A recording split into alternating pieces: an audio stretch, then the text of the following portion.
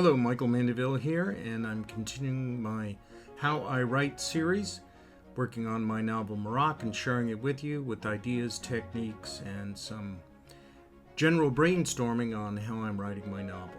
Alright, so let's take a look at this. So in opening with geography, what do I hope to achieve here? Well, a few things. Number one, I want to give interesting information to the reader. I like to pique their curiosity and tell them things they don't know. That's always something you can count on with most readers, that they're infinitely curious.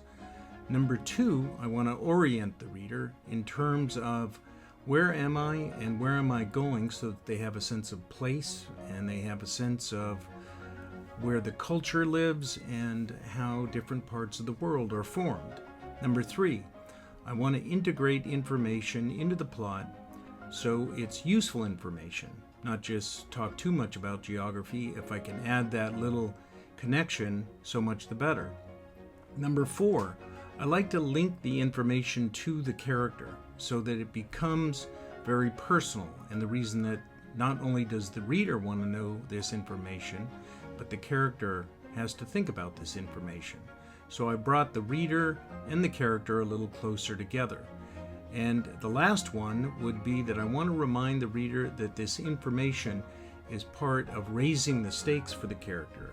That's the ultimate. If I can accomplish that as well while putting out this information, that's the ultimate part of connecting all this into the plot and theme and character. So let's take a look at what I've done and then see if I've accomplished this mission, which I think I have. But you be the judge.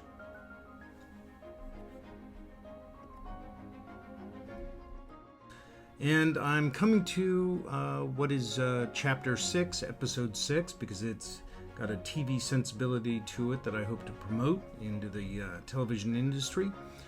So let's take a look. Here we are, and this is, I'm using Scrivener, which is a great program to work with.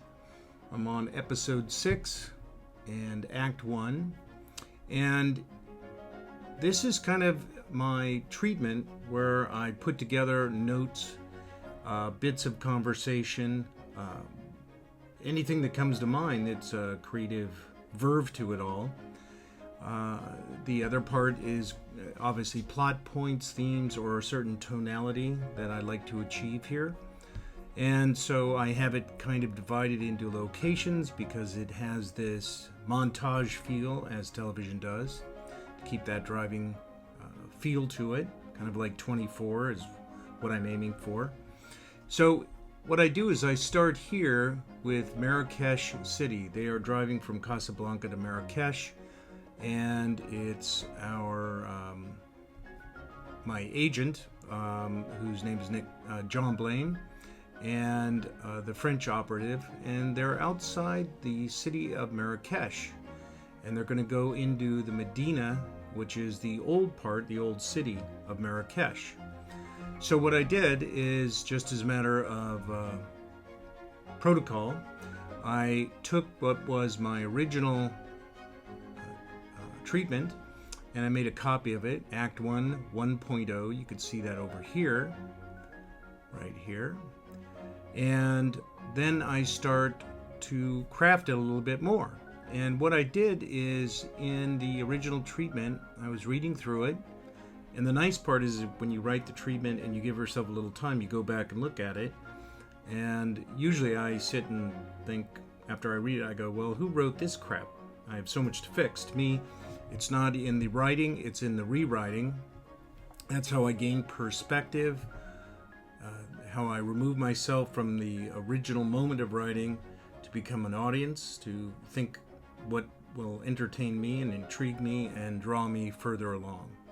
And I think that's all you can do as a writer.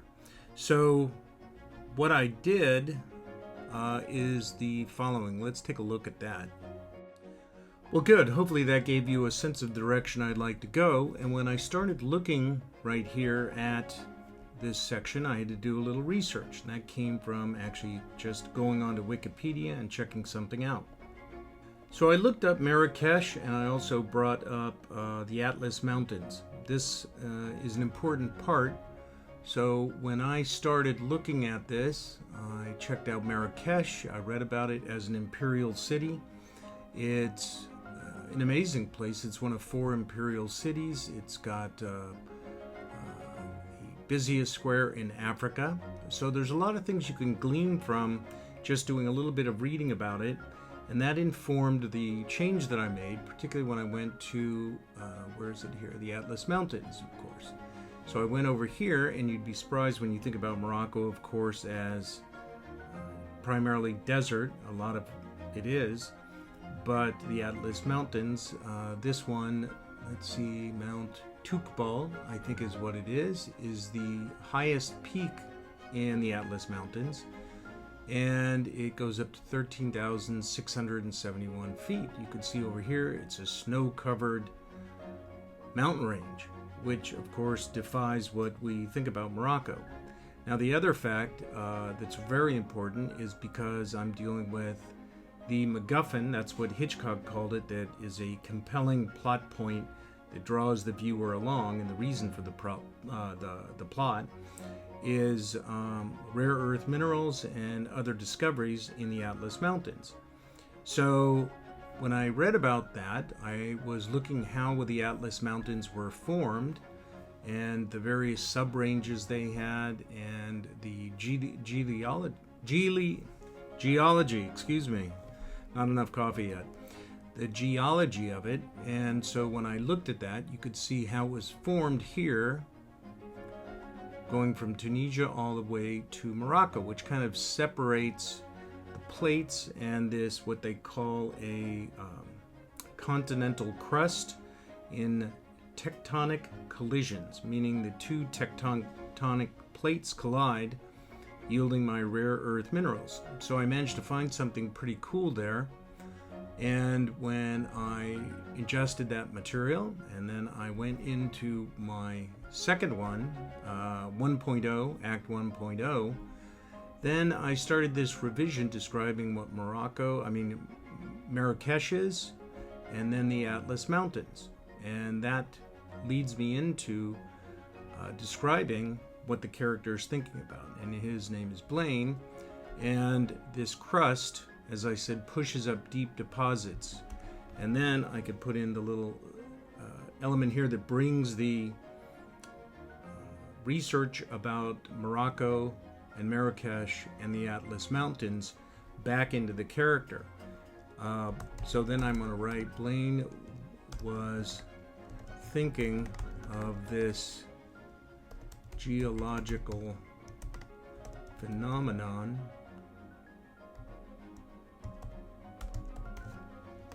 because his son's life might depend on it. So now I brought it back full circle, back to the character, and also reapplied the stakes that this little piece of knowledge might help him to get his son back. Anyways, that's one way I was taking research and melding it together with character and putting it in with what I have a certain curiosity about, all sorts of things: geography, history, politics, all kind of wrapped up in some espionage in this particular case. And that's a little technique I've used. So one thing is when you do have a treatment and make a copy of it, you should remember you could always go back, but now you could boldly go forward. And that's something I have used for many years. I call it versioning, and that allows you to change everything you want, to have the freedom to do so. And that's another part of the technique I use with Scrivener that I really like, and hopefully that can help you. Thanks very much for watching, and look for another episode. I appreciate your time.